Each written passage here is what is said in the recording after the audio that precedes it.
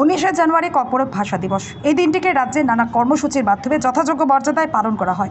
এবছর তার 46তম বর্ষ। এই উপলক্ষে শুক্রবার সকালে এক বর্ণাঢ্য শোভাযাত্রার আয়োজন করা হয়। রাজধানী আগরতলার রবীন্দ্র শতবার্ষিকী ভবনের সামনে থেকে শোভাযাত্রার সূচনা হয় এবং শহরের বিভিন্ন পথ পরিক্রমা করে পুনরায় রবীন্দ্র ভবনের সামনে এসে শেষ হয়।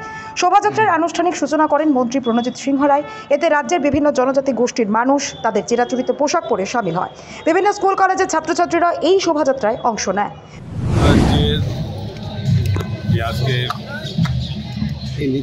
রাজ্যের মানুষ শুধুমাত্র জনজাতি অংশের মানুষ না, যে টোটাল রাজ্যের জনসংখ্যা অনুপাতে 25% এখানে মানুষ আছেন যারা কর্পোরেট ভাষায় তাদের মাতৃভাষা, এবং আমাদের আজকে 46তম 1979 সনের প্রথমেই এটা স্বীকৃতি লাভ করে এই কর্পোরেট ভাষাকে ভাষা হিসাবে।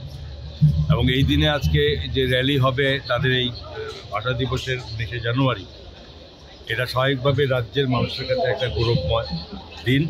এবং বিশেষ করে জনজাতি অংশের মানুষের যে তাদের জন্য সরকার সমস্ত রকমভাবে ডেভেলপমেন্ট থেকে শুরু করে শিক্ষা থেকে শুরু করে সব কিছুর জন্য অগ্রাধিকারের ভিত্তিতে দেখছেন, স্বাভাবিকভাবে এটা কর্তব্য করে। তাই আজকে এই দিবসে সকলে মিলে এদের সঙ্গে র্যালিতে অংশগ্রহণ করা, এটা আমাদের কাছে একটা স্বাভাবিক গৌরবের বিষয়। আমার সঙ্গে ভারত চেয়ারম্যান যিনি আমাদের অধ্যাপক বর্মা মহাশয় আছেন, আমার সঙ্গে প্রাক্তন মন্ত্রী বর্তমান বিধায়ক রামপদ জমাতিয়া মহোদয় আছেন, এছাড়াও অধিকৃত সরকারি অফিসার্সরা সবাইরা যুক্ত হচ্ছি।